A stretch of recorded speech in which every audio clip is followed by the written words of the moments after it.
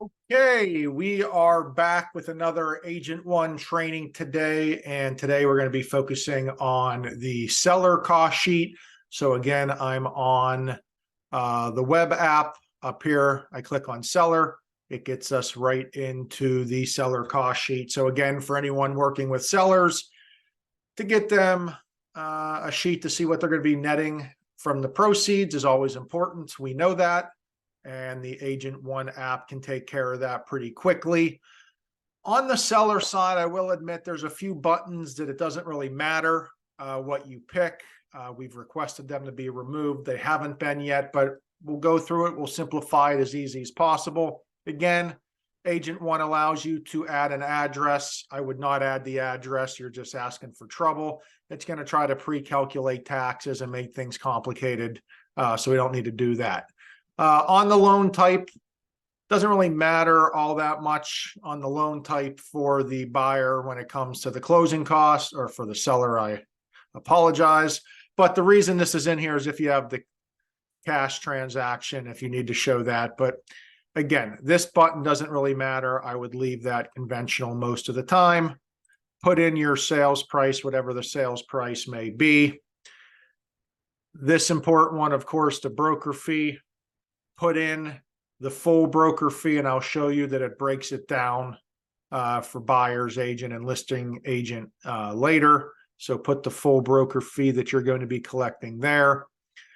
Repairs you can add in if there's something that the seller is saying they need to take care of, or you believe that there's going to be a cost or they need to take care of before they can get the house on the market. And then miscellaneous would be mostly for seller assistance. If you're going to be putting seller assistance in or offering a buy down or something of that nature, you can add the seller assistance in the miscellaneous section. Next, for the taxes, this is different than the buyer. In Pennsylvania, you always pay your taxes ahead of time. So the seller generally, unless they're, back taxes they have to pay, they're not paying any taxes at closing. We wish it could be zero. The app will not take zero, so just put $1 in here for the taxes. Next, the seller loan balance. So if the seller says, hey, I owe $60,000 on my home still, you would put what they still owe on their loan so we can deduct that. The interest rate doesn't really matter. Don't touch that. It's here. It doesn't need to be there. Just leave that the same. Next, to transfer taxes. You have to make sure the transfer taxes are correct. Mostly it's buyer, seller, both paying 1% each, unless it's in a different municipality that has a higher transfer tax. Always be careful, though, that this is clicked on the seller side. If this is clicked to buyer, all right, we're doing a seller cost sheet. So if it's 1% buyer, it's not going to calculate any transfer taxes. It's going to be wrong. Make sure that's to the seller there. And again, you can throw in the closing date. It automatically does 1 day or 1 month from today. So then we hit compute, and it always takes you, usually if we're doing the buyer side, it takes you to 1 or 2 circles. For the seller side here, it takes you to 1 big circle. And that's your net sheet that you can show your seller. So again, the circle tells you information, but we have to get to the actual cost sheet or the net sheet that you can get to your seller.